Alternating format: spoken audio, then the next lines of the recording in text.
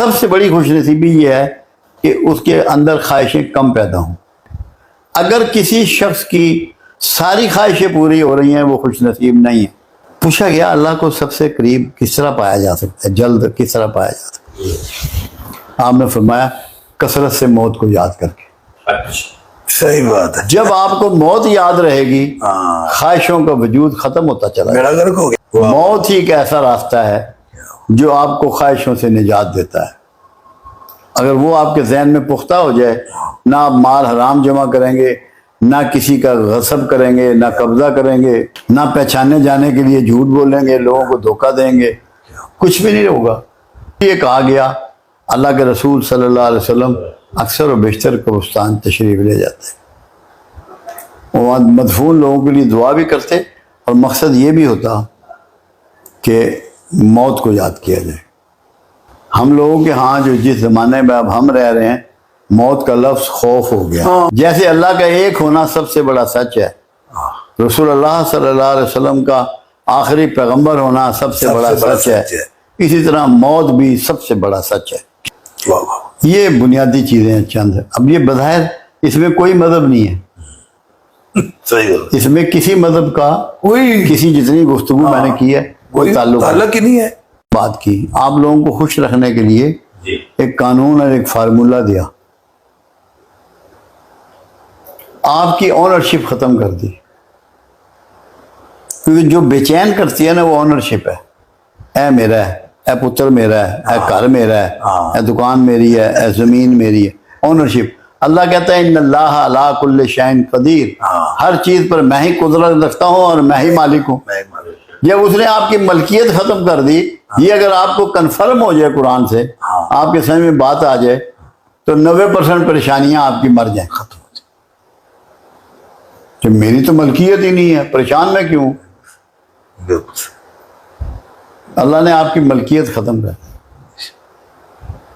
آپ ایک عارضی طور پہ جھگی ڈال کے رہ رہے ہیں. نوح علیہ السلام کے پاس جب فرشتہ آیا, پیغمبروں کے بعد جب فرشتہ آتا ہے موت کا, تو وہ انہیں سلام پیش کرتا ہے اور سامنے ہوتا ہے. تو نوح اپنی جھونپڑی کے باہر بیٹھے ہوئے تھے, پکا مکان نہیں بنایا تھا. 970 سال سے اوپر انہوں نے دعوت دین کا کام کیا تھا. تو اسرائیل علیہ السلام نے پوچھا کیا نبی اللہ مکان نہیں بنایا, باہر جھونپڑے میں بیٹھے ہو؟ کہنے لگے یار تیرے انتظار میں بیٹھا رہا ہیں, تیرے انتظار میں ہی بیٹھا رہا. کیا سمجھے؟ لوگ کہتے ہیں خوش ہونے کے ڈھنگ ڈھونڈنے ہیں, ڈھنگ بہت. میرے والد صاحب تھے نا, آم کھا رہے ہیں مثال کے طور پہ, جو بہت میٹھا آم نکل آیا نا, وہ کسی دوسرے کے اپنے ہاتھ سے منہ میں دے دینا. خوشی کیا ہے؟ دینا. اچھی بوٹی آ گئی ہے تو وہ دوسرے کے منہ میں دے گی. اب آپ کھا کے انجوائے کر رہے ہیں, وہ کھلا کے انجوائے کر رہے ہیں. سب کا سینس آف اچیومنٹ الگ ہے. تو یہ ہمیں سمجھنا ہے زندگی میں خوبصورتی لانے کے لیے. میں بینک میں ہوا کرتا تھا, ایک شخص نے مجھے سوال یہی کیا کہ خوشی کیا ہے.